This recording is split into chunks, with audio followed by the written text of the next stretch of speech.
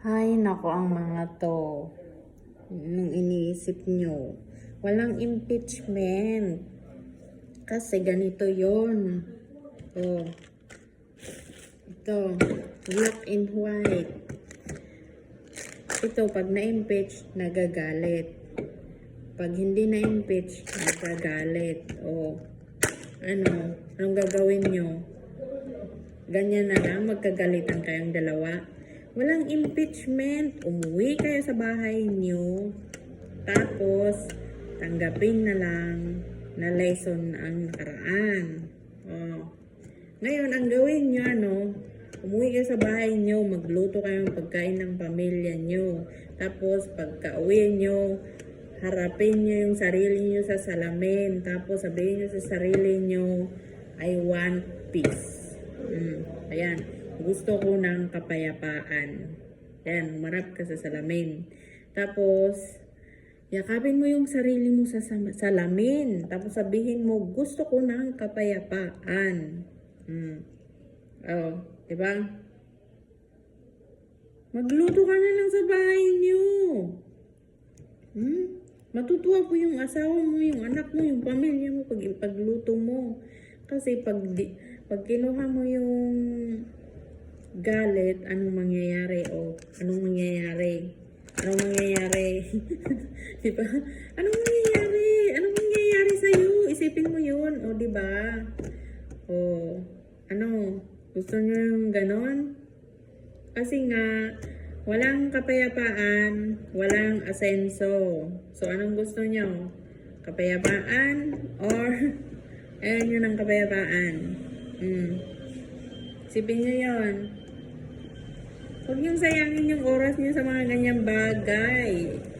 Lesson learned na lang kung ano yung natutunan nyo. So ngayon, diba? Aanhin ba natin yan? Diba?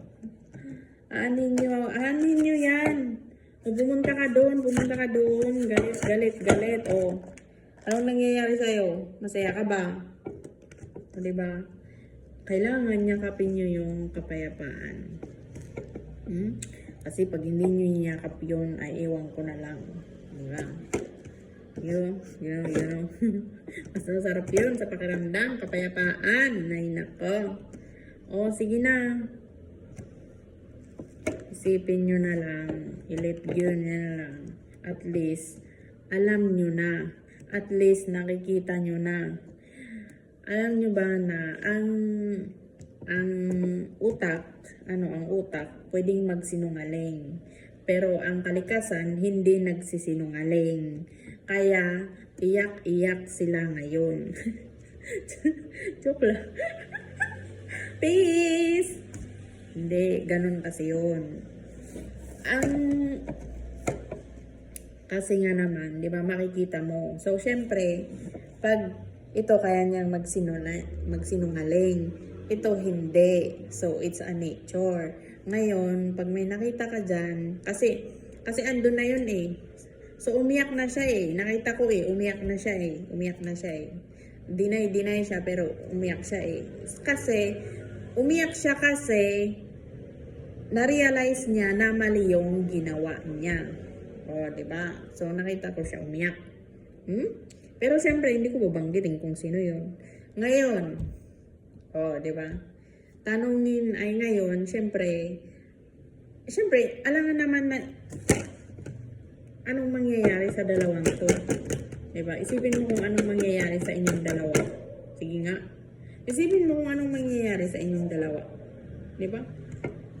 Diba? Ngayon, ang gawin nyo, umuwi kayo sa bahay nyo, umarap kayo sa salamin, yun lang, ganun lang yun. Sige na, bye-bye na. Piliin nyo ba rin yung kapayapaan, ha? Kasi mahal na mahal ko kayo, ha?